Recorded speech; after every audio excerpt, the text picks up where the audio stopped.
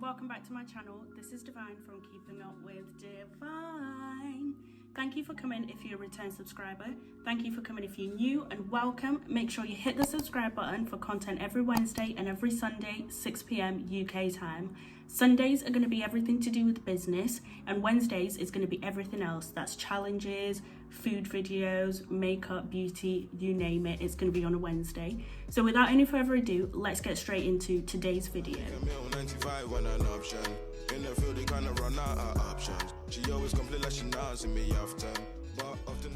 So today's video is something that I was requested by a couple of people and something which I brought up last week, and it's just going to be about expenses.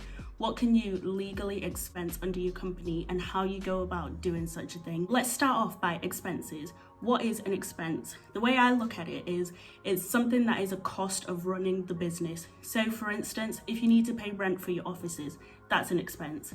If you need to pay, I don't know, uniform or whatever, without going too much into what exactly I'm going to be speaking about today. It's just basically anything that you charge the business, something that is needed for the smooth running or the running full stop of the business. That's an expense.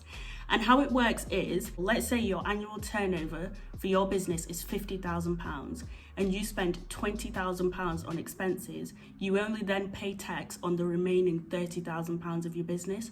So if you can cram in as many things into expenses, you're using pre-tax money for that. So most people with companies, what they do is they pay themselves a small amount of money because they take out a lot of stuff under their company. For instance, cars, clothes, property in some aspects. They take out so much stuff before paying themselves, so their salary that is taxed is very small as opposed to the amount of money they're actually using from the business.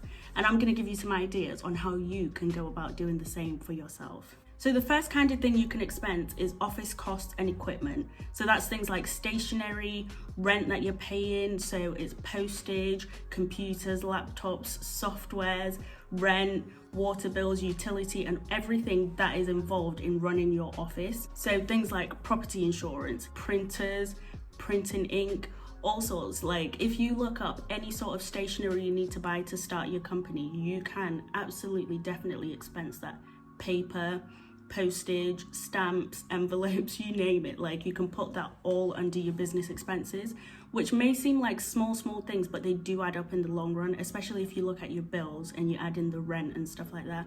Now, if you have a home office, if you're working from home, you can expense part of it. If you want more information on that, just let me know and I'll be happy to go through it for you, just to give you a little bit more information on that. The next thing you can expense is travel costs. So let's say you have business meetings abroad or business meetings in different parts of the country. You can expense your flight tickets if you can prove that you're traveling for work. You can expense your train ticket, hotels, spas if it's that you need to do a meeting in a spa. This is where it gets really cool. So let's say you're like, I don't know, a DJ or something like that, and you need to go and DJ abroad. You can say you need to go spend a week in Dubai and you need to expense that because you need to go do sound checks, you need to go back to check this and that. You can expense your flight, you can expense your hotel, your travel whilst you're there, your Ubers. If you have overnight stays, you can actually expense your food that you're going to eat whilst you're there as well. So that's really divisive ways to make sure that you're maximizing your pre-tax money, and it's all completely legal. Also, I don't know if I included, you can expense fuel in your car insurance if you're using it for business purposes, or if you have business insurance. You can also expense parking. So let's say you need to park outside, I don't know, Euston train station or whatever, and it's £5 per hour. You can expense that as well. Just make sure with everything you're expensing, you keep your receipts. HMRC doesn't necessarily ask to see them, however they can, and if they do, you need to be able to prove that I spent exactly £667 on parking. If you're going to make an outrageous claim like that, you need to make sure you can back it up. The next thing you can expense is clothing. So that's only applicable if it's like uniform or if you need it for that type of work. So let's say you're like a ballet dancer and that's your own professional business and you need to wear certain shoes, certain clothes and stuff like that. You can actually get that under expenses. Or let's say you run a company where all your staff need to wear blue turtlenecks, black trousers and pink shoes. you can expense all those uniforms, including your own as well.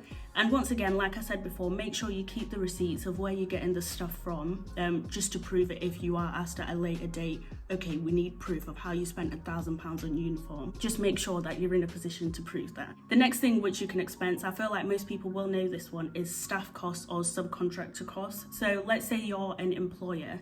You pay your staff, you pay their wages and all your contributions with pre-tax money, so you won't be taxed on the money which you use to pay all your staff. So when you run your payrolls and you make national insurance contributions and you make pension contribution, that's all pre-tax money. So that's pretty fantastic because you don't then have to get taxed on that and then still pay it.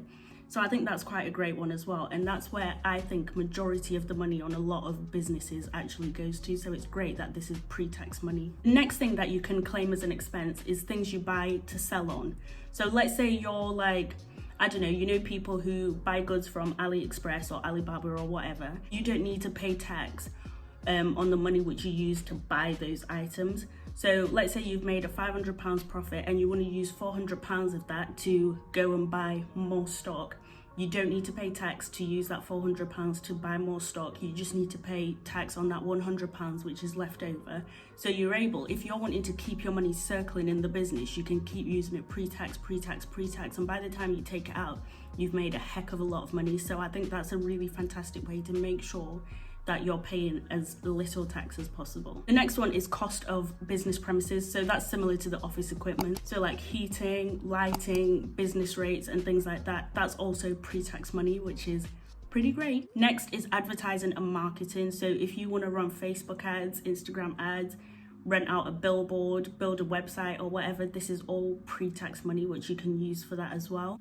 We have training costs, so business related training. Let's say you have a care agency, you don't have to pay taxes on the money you use to train your staff, or let's say you're a nurse and you need to keep updating your training and stuff, you can use pre-tax money for that. You can use all of the things which I've listed as expenses.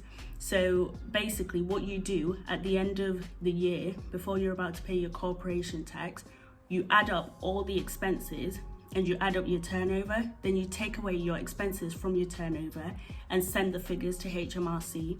Majority of the time, they won't ask any further questions.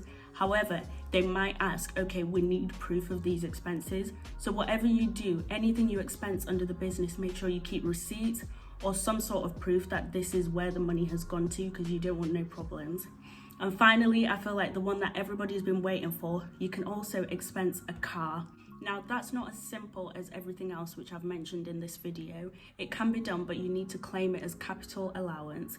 I can do a whole nother video to let you guys know the ins and outs of exactly how to claim your car as an expense for the business. You may not be able to claim the whole value of the car, but you definitely can claim parts of it. Now, if you want more information on how you can do this, please drop it down in the comments below, and guys, don't forget to like, as this will help this video to reach more people and I'll be able to do more educational content like this for you guys. So thank you guys for watching this video. I hope you enjoyed it. Make sure you like, comment, share, subscribe and all of that good stuff. Share it with somebody because you never know who may need to hear this today, and I will see you on Wednesday. Goodbye.